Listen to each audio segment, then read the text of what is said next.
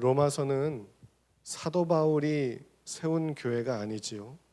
그런데 그 교회의 성도들을 위해서 어떻게 사는 것이 복음적인 삶인지, 하나님이 기뻐하시는 믿음의 삶인지를 가르쳐 주어서 올바른 신앙생활을 하기 위해서 쓴 편지입니다.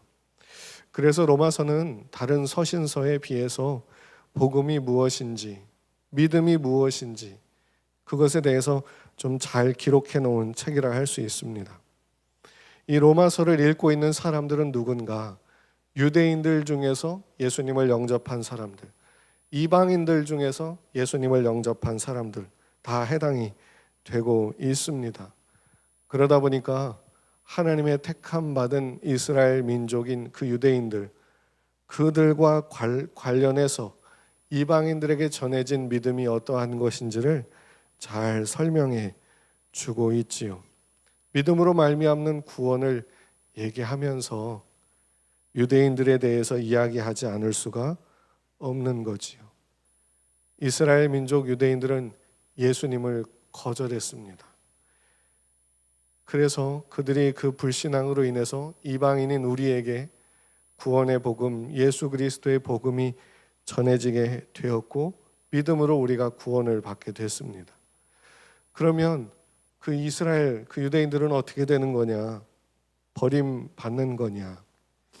근데 버림받는다, 그들은 하나님이 버리셨다라고 얘기를 하면 그럼 이제 의문이 드는 거예요. 아니, 구약 성경에는 이 사람들을 하나님이 택하셨다고, 이 민족을 하나님이 택하셨다고 하셨던 말씀들이 수도 없이 많이 있는데 그럼 그건 다 뭐냐? 하나님께서 하셨던 말이 다 뭐가 되는 것이냐? 이런 의문이 생기게 되지요. 구약 성경에서 보다시피 이스라엘 민족은 하나님의 특별한 은혜를 받은 사람들이었습니다. 하나님이 아브라함을 부르시고 그 자손, 그 후손들로 큰 민족을 이루게 하시고 애굽 땅에서 고통받는 그들을 모세를 통해 끌어내셨고 약속의 땅에 이르게 하셨습니다. 그리고 하나님께서 그들과 언약을 맺으셔서 그들에게 율법을 주시고 제사 제도를 주셔서 그들의 죄를 질 때마다 양을 잡고 염소를 잡고 소를 잡아 하나님께 나올 수 있도록 해주셨지요. 그들은 하나님께 특별한 은혜를 받은 자들이다. 그래서 하나님이 그들을 끝까지 놓지 않고 선지자들을 보내서 돌이키게 하시는 내용이 구약 성경에 기록이 되어 있지요. 그런데요, 그들은 예수님을 거절했어요. 지금도 거절하고 있어요. 그들은 지금도 메시아를 기다려요. 모시아라고 하는 다윗의 자손이 와서 그 여러 곳에 흩어져 있는 이스라엘 유대인들을 다 모아가지고 예루살렘 성전을 짓고 거룩하게 하나님께 제사할 때가 올 것이다. 그리고 그들은 모시아크라고 하는 그 메시아가 이제 올 때가 가까이 왔다라고 이야기를 하고 있어요. 아마 이런 중동에 지금 이스라엘과 관련된 전쟁이 일어나는 상황들 속에서 어쩌면 그들은 자기들이 원하는 메시아가 이제 올 때가 다 됐다라고 생각하고 있는지도 모르겠어요. 그런데 그는 성경에 의하면 적그리스도가 될 수 있겠죠. 왜냐하면 우리에게 메시아 구원자는 예수님이시니까요. 이스라엘 민족은 여전히 예수님을 거부하고 거절하고 있습니다. 그들의 불신앙, 불순종, 그것으로 인해서 우리에게 복음이 전파되었지만 그들은 여전히 복음을 거절하고 있어요. 그런데 사도 바울이 뭐라고 말하냐면 하나님께서 그들을 완전히 포기하지 않으셨다라고 말해주는 거지요. 그런데 이게 유대인들, 이스라엘에 대한 이야기가 우리랑 무슨 상관이냐? 우리랑도 상관이 있지요. 하나님께서 그들을 택하셔서 포기할 수 없는 그 모습이 동일하게 우리에게도 적용이 되고 있기 때문에 그렇습니다. 수천 년 동안 택하셨던 그 민족이 결국에는 예수를 거절하고 거부함으로 인해서 하나님이 그 민족을 포기하고 버리게 됐다면 예수님을 믿은 우리도 온전히 살지 못하면 버림받아 마땅하겠지요. 그 굉장한 일을 했던 이스라엘 민족도 하나님이 버리고 저주하고 멸망시켜 버린다면 예수님을 믿고 영접한 우리들이야 말씀대로 온전히 살지 못할 때 얼마나 쉽게 저주를 받고 버림을 받겠습니까? 그런데 그들도 하나님이 버리지 않으신다면 어떻게 우리가 버림을 받을 수가 있겠습니까? 그런 점에서 우리가 그 유대인 이스라엘에 대한 하나님의 말씀들을 살펴보는 것이 우리에게도 의미가 있는 거지요. 이스라엘을 우리가 도와야 된다, 유대인들을 협조하고 도와야 된다, 그런 얘기가 아닙니다. 그들 가운데 하나님께서 돌아오도록 끊임없이 쉬지 않고 일하고 계신 그 하나님의 역사가 우리의 삶에도 계속되고 있다는 걸 말씀드리는 겁니다. 아마도 하나님은 그들이 돌아올 때를 정하셨는지도 모릅니다. 큰 환난 가운데 그들이 원하고 그들이 사모했던 메시아가 아니라는 걸 발견하고 예수 그리스도께서 그분이 참 메시아요 구원자임을 발견하는 때가 그들에게 오겠지요. 하나님께서는 그때를 준비하며 그들을 돌이키려고 일하고 계시지요. 우리도 그렇습니다. 우리 가운데도 하나님은 끊임없이 일하고 역사해 주고 계시지요. 그러면 그들은 왜 예수님을 거절했는가? 그들은 왜 예수님을 부인했는가? 이거를 오늘 함께 보려고 하는 겁니다. 오늘 우리가 읽은 본문에서는 그렇게 말하죠. 그들이 믿음을 의지하지 않고 행위를 의지했다. 하나님이 주신 율법, 하나님의 특별한 은혜, 그것을 받은 이스라엘 민족은 그걸 가지고 다른 민족은 받지도 못했잖아요. 율법도 없잖아요. 율법도 없는 이방인들, 그들은 율법을 받았잖아요. 근데 그 율법을 주신 이유는 그걸 가지고 하나님께 더 가까이 나오라고 주신 건데 그걸 가지고 그들의 권력을 삼고 힘을 삼았습니다. 이러한 일들이 예수님을 믿는 우리의 삶에도 일어나고 있다는 거지요. 이스라엘 유대인들의 불순종과 불신앙을 보십시오. 하나님이 그들에게 율법을 주셔서 그 율법은 거룩한 하나님의 말씀이지요. 하나님을 섬기는 모습을 온전히 보여 세상 많은 민족들에게 하나님을 섬기는 그 은혜가 얼마나 큰지를 보여주게 하셨습니다. 그런데 그들은 그 율법을 가지고 자기의 정욕과 욕망을 위한 수단으로 쓰기 시작했습니다. 율법을 통해서 용서하시는 하나님, 율법을 따라 살아갈 수 있도록 은혜를 베푸시는 하나님, 그 하나님께 더 겸손히 나아갔어야 하는데 오히려 그 율법을 열심히 지키면서 하나님과 더 멀어졌습니다. 신기하지요? 율법을 지켜서 하나님께 더 가까이 가야 되는 건데 율법을 지키고 진짜 철두철미하게 지켜가면서 하나님과 멀어질 때까지 멀어지고 말았습니다. 31절, 32절을 보면요. 의의 법을 따라간 이스라엘은 율법에 이르지 못하였으니 어찌 그러하냐. 이는 그들이 믿음을 의지하지 않고 행위를 의지함이라. 부딪힐 돌에 부딪혔느니라. 율법을 통해서 이것이 죄구나, 이것이 내 악이구나, 이것이 내가 잘못한 거구나 하면서 짐승을 잡아 피를 흘리며 그 피를 가지고 이 짐승처럼 내가 죽어야 되는데 이 짐승이 대신 죽었습니다. 이 피를 보시고 나를 용서해 주옵소서. 그리고 은혜를 베풀어 주옵소서. 이게 제사제도고 이게 율법이거든요. 그리고 그 피를 흘리며 용서를 받고 다시 말씀대로 살아가려고 하며 하나님을 의지하다가 안 되면 또 제사를 드리 이렇게 하는 건데 그들은 이 율법을 어떻게 지킬 거냐? 이렇게 지키면 이게 지킨 거다. 그러면서 그걸 가지고 나는 이만큼 지켰다, 너는 못 지켰지, 이러면서 율법을 가지고 사랑해야 되는데 편을 가르고, 율법을 가지고 하나님만을 예배해야 되는데 제사제도의 주도권을 붙잡고 자기가 경배를 받고, 이런 일들이 벌어지게 됐지요. 예를 들어서 안식일에는 일을 하지 마라, 안식일을 거룩하게 지키라 했지요. 그래서 이 사람들이 이걸 어떻게 지켰는가, 안식일을 어떻게 지켰는가, 어디까지가 일이냐, 일은 물건을 들고 이렇게 옮기는 거 그 일이지, 안식일 날 이 화분을 들어서 저쪽으로 옮기고 이 짐을 들어서 저쪽으로, 이거 일하는 거지. 그런데 집에서 바느질을 하다가 옷에 바늘이 끼어 있는 걸 모르고 입어봤는데 바늘을 잊어먹고 그걸 입고 그냥 갔다. 그러면 바늘을 들고 옮긴 것이 되는데 이건 일이 되는 것인가? 그리고 안식일 날 이제 길을 가는데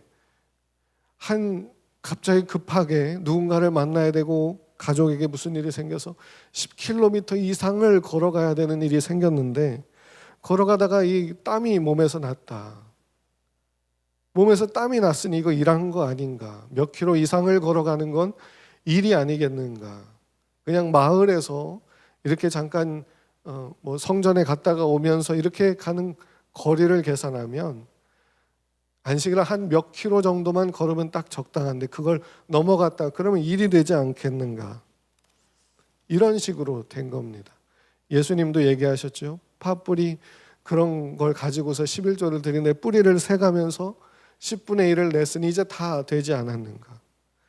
이렇게 하면서 지키고 안 지키고 못 지키고 이거를 가르기 시작합니다. 그리고 그걸 지킨 사람들은 못 지킨 사람들을 향해서 이거 너네가 못 지켰다고, 우리에게 생긴 이 큰 문제와 이 재앙과 재난은 너네 때문에 생긴 거다.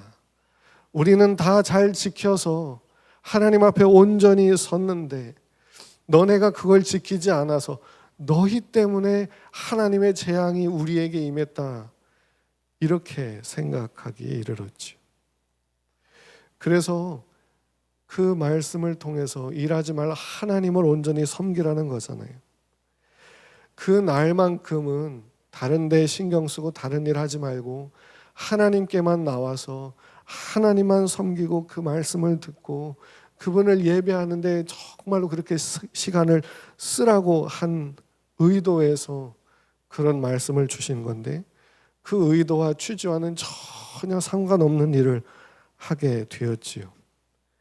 그래서요, 율법을 지키고 철두철미하게 세세한 부분까지 지켜갈수록 하나님과 더 멀어지고 말았어요. 이들이 이렇게 된 이유는 믿음이 아닌 행위를 의지했기 때문이지. 그런데요, 이와 똑같은 일이 예수님을 믿는 사람들에게도 일어나고 있다는 겁니다. 성경에서는 믿음이라고 하는 걸 행위와 반대되는 개념으로 설명을 하고 있지요. 이 유대인들이 왜 그랬는가? 믿음을 의지하지 않고 행위를 의지했기 때문이다 라고 말합니다. 행위는 뭡니까? 내가 결단하고 생각하고 의도하고 각오하고 그렇게 해서 행하는 것이 그게 행위죠. 우리가 행하는 모든 게 행위입니다. 믿음은 그런 게 아니라는 거예요. 믿음은 하나님께서 나를 구원해 주셨음을 인정하고 받아들이는 거라는 거예요. 잘 이해가 좀 어려우시다면 믿음을 갖게 되기 전 회개의 상태에 이른 사람의 모습에 대해서 성경이 말해주는 걸 들어보시면 믿음은 이런 거구나라는 걸 아마 아실 수 있을 겁니다. 시편 51편에 가보면 다윗의 회개의 시가 나와요. 시편 51편 16절부터 19절을 보면요, 주께서는 제사를 기뻐하지 아니하시나니 그렇지 아니하면 내가 드렸을 것이라. 주는 번제를 기뻐하지 아니하시나이다. 하나님께서 구하시는 제사는 상한 심령이라. 하나님이여 상하고 통회하는 마음을 주께서 멸시하지 아니하시리이다. 주의 은택으로 시온의 선을 행하시고 예루살렘 성을 쌓으소서. 그때에 주께서 의로운 제사와 번제와 온전한 번제를 기뻐하시리니 그때에 그들이 수소를 주의 제단에 드리리이다. 아멘. 이것이 지금 다윗의 회개를 보여주는 내용인데요. 이거는 우리가 생각하는 것처럼 하나님 잘못했습니다 라고 하면서 울고불고 하나님께 용서를 구하는, 그래서 사함을 받게 됐다는 그런 내용이 아니에요. 51편의 내용을 좀 풀어서 설명을 해보면 이렇습니다. 하나님, 저는 죄 짓는 것밖에 할 줄 아는 게 없습니다. 하나님이 나를 돌려놓지 않고 하나님이 나를 고쳐놓지 않으면 저에게는 방법이 없습니다. 인간에게 하나님이 필요하다는 것을 이제 깨달았습니다. 그것이 하나님께서 기뻐하시는 일이라는 걸 알게 되었습니다. 그러니 하나님 시온의 선을 행하소서. 하나님의 나라 하나님의 백성에게 선을 행하소서. 예루살렘 성을 하나님이 쌓아주소서. 우리가 쌓은 건 다 거짓입니다. 이것이 회개라는 거예요. 이러한 나를 용납해 주시고 온전케 주시는 걸 인정하는 것이 믿음이지요. 그러다 보니까 이러한 믿음에는 우리의 행위적인 요소가 하나도 들어가지를 않습니다. 존 웨슬리는 하나님의 나라로 가는 길이라고 하는 설교에서 다음과 같이 설교했습니다. 조금 길지만 읽어보면 이렇습니다. 여러분 회개하십시오. 자신이 죄인이라는 것, 내면의 본성이 타락했다는 것, 그로 인해 여러분이 자신의 본래에 의해서 크게 멀어졌다는 것, 이제 하나님의 율법에 복종하지도 할 수도 없게 되었으며 하나님께 적대적인 육체의 소욕으로 인해 늘 성령을 거스르는 삶을 살고 있다는 것을 자각하십시오. 영혼의 모든 힘과 기능이 전적으로 타락했으며 이제 여러분이 하나님 혹은 그분의 것들을 분별하지 못한다는 사실을 자각하십시오. 타락한 내면의 본성 그 악의 뿌리에서 불신앙의 가지가 자라고 나는 부자라 부유하여 부족한 것이 없다라고 말할 정도로 그 영혼이 교만하다는 것을 자각하십시오. 이런 교만의 가지 때문에 여러분의 삶이 오로지 쓰고 악한 열매들만 계속 맺고 있다는 사실을 자각하십시오. 교만으로부터 다툼, 헛된 자랑, 다른 사람으로부터 칭찬을 구하고 받는 일, 그리하여 하나님의 영광을 빼앗는 일이 나오고 육신의 정욕으로부터는 성령의 전으로 설계된 육체를 여러 모양으로 더럽히는 술 취함, 사치, 호색하는 불결함이 생겨나며 불신앙으로부터는 모든 악한 말과 행위가 생겨나고 있다는 것을 자각하십시오. 이런 죄의 삭은 사망이요 그 죽음은 단지 일시적일 뿐만 아니라 영원한 것임을 자각하십시오. 주님의 얼굴과 그분의 영광을 떠나 결코 끝이 없는 죽음, 곧 영원한 멸망의 형벌을 받게 될 것임을 자각하십시오. 이런 상황에서 하나님의 진노를 달래고 모든 죄를 대속받고 마땅히 받아야 할 형벌에서 벗어나기 위해 여러분이 스스로 할 수 있는 일이 없다는 것을 자각하십시오. 이제 여러분이 모든 일을 잘 행할 수 있게 되어 그 영혼이 하나님께 돌아갈 때까지 완전하고 중단 없는 순종을 실천한다 해도 그것이 여러분의 과거의 죄를 대속하지 못할 것입니다. 더는 빚을 지지 않는 것이 빚을 갚는 것은 아니기 때문입니다. 그리고 실제로 그러한 완전한 복종은 불가능합니다. 나쁜 나무가 좋은 열매를 맺을 수 없기 때문입니다. 여러분이 얼마나 무력하며 죄가 많은지 깊이 느끼는 것, 그것이 바로 하나님 나라의 전조로서의 회개입니다. 회개라는 건 이런 거라는 거지. 우리 자신의 허물을 고백하며 이거 용서해 주세요, 저거 용서해 주세요. 이것이 회개지만 더 참된 본질적인 회개는 나라는 존재가 하나님 앞에 어떤 존재인지를 알고 내게 생명을 주십시오. 나를 용서해 주십시오. 내게 하나님의 뜻대로 살 힘을 주십시오. 주님의 구원의 역사를 베풀어 주십시오.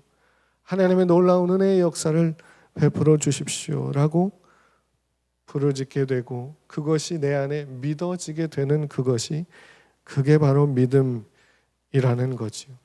하나님께서 하시는 것, 주님께서 우리를 온전케 해주시는 것이 믿어질 때 그게 참 믿음이라는 거지요.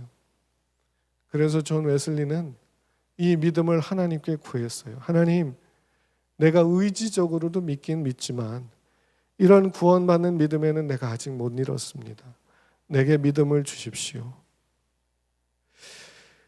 그러니까 믿음이라고 하는 것은 내가 주먹을 불끈 쥐고 팔을 흔들어 가면서 눈에 힘을 주고 머리에 띠를 띠고 결사가고 일사가고의 모습으로 해내는 게 믿음이 아니라 해도 안 되고 수많은 모든 것을 다 해도 안 되는 상황에서 하나님이 해 주십시오. 하나님이 해 주십시오 하면서 하나님이 해 주신다는 것이 내 안에 믿어질 때 그게 참 믿음이라고 말하는 거지요. 그래서 믿음은 예수님을 바라보고 그를 의지하고 그를 신뢰하는 것입니다. 그래서 존 웨슬리 목사님은 같은 설교에서 계속 이렇게 말합니다. 믿음은 무엇입니까? 믿음은 성경, 신앙, 신조, 구약, 신약의 모든 진리에 대한 동의가 아닙니다. 저와 여러분처럼 마귀도 이런 진리를 믿습니다. 그러나 그들은 여전히 마귀입니다. 믿음은 예수 그리스도를 통한 하나님의 자비에 대한 확실한 신뢰입니다. 용서하시는 하나님에 대한 확신입니다. 하나님께서 그리스도 안에서 세상을 자기와 화목하게 하시고 그들의 죄를 그들에게 돌리지 아니하셨다는 사실, 특히 하나님의 아들이 나를 사랑하사 나를 위하여 자기 자신을 버리셨다는 사실, 이제는 내가 그분의 십자가의 피로써 하나님과 화목하게 되었다는 사실에 대해서 하나님이 우리 안에 주시는 증거, 확신이 믿음입니다 라고 설명을 했어요.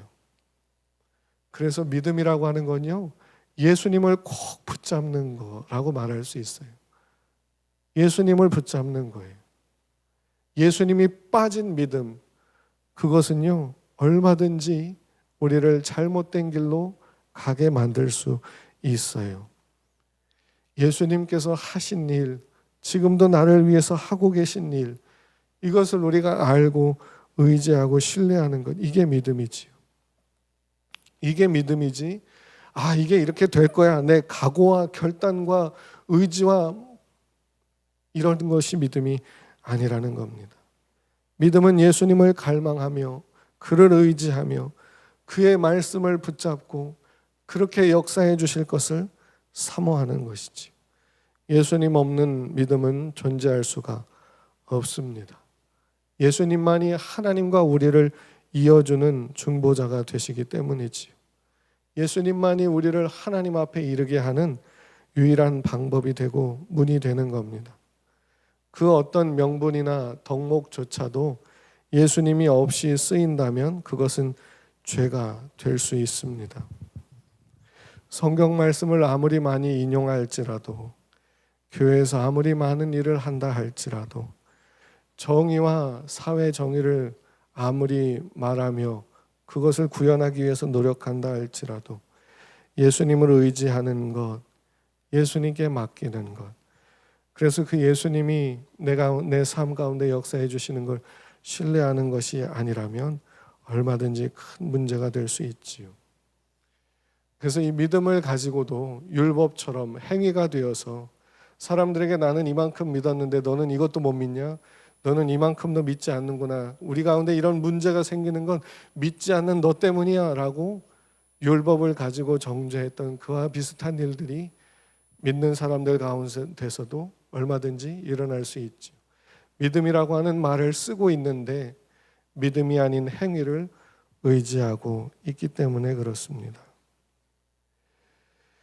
믿음은 주님을 갈망하는 마음이고 주님이 하시면 족하다는 마음으로 주님께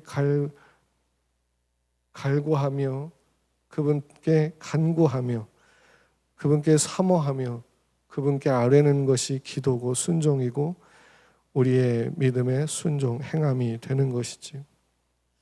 하나님은 이스라엘 민족으로 하여금 이러한 믿음의 자리로 이끌어 가려고 인도해 주실 것입니다. 그리고 우리도 이 믿음으로 지금 살아가고 인도받고 있는 중입니다. 하나님을 더 갈망하며 사시기를 축복합니다. 내 삶 가운데 온전히 이루어 주실 구원을 이루시고 우리 안에 은혜를 베푸시고 부흥을 이루시고 우리의 삶을 복되게 인도하실 그 예수님을 온전히 바라보며 더 사모하며 그분을 더 원하며 그분이 내게 절대적으로 필요하다는 것을 깊이 깨달으며 사시기를 주님의 이름으로 축복합니다.